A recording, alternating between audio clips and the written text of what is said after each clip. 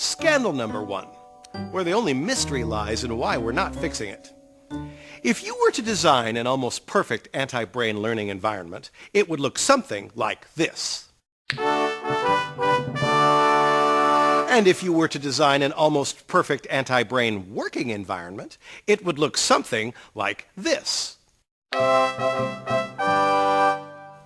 Why?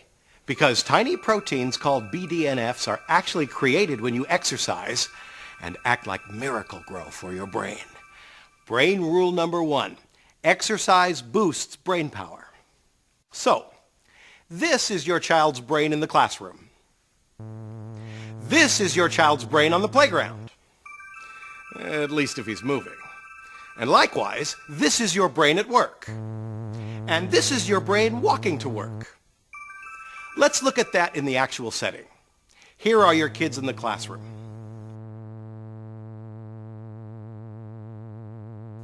And here are your kids on the playground.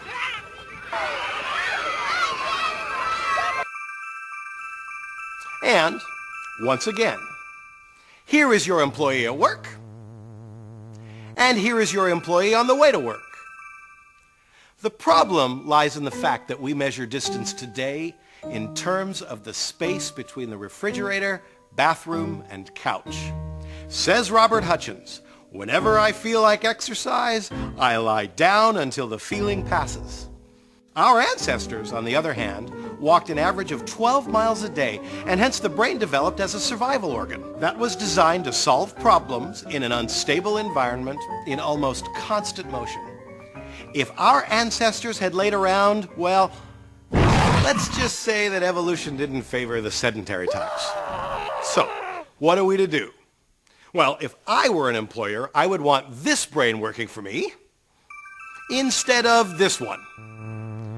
Wouldn't that just be good business? Motivated employees who are more productive, since exercise aids all areas of executive function, like concentration, impulse control, foresight, problem solving. We'd get employees who are more creative, and equally significant, employees who are healthier. Do you know that Starbucks actually spends more on healthcare costs than they do on coffee beans? What if we could cut those costs by having healthier and happier employees? How do we do this? Well, maybe we could use our brains. How about encouraging employees to have walking meetings or take phone calls on the move?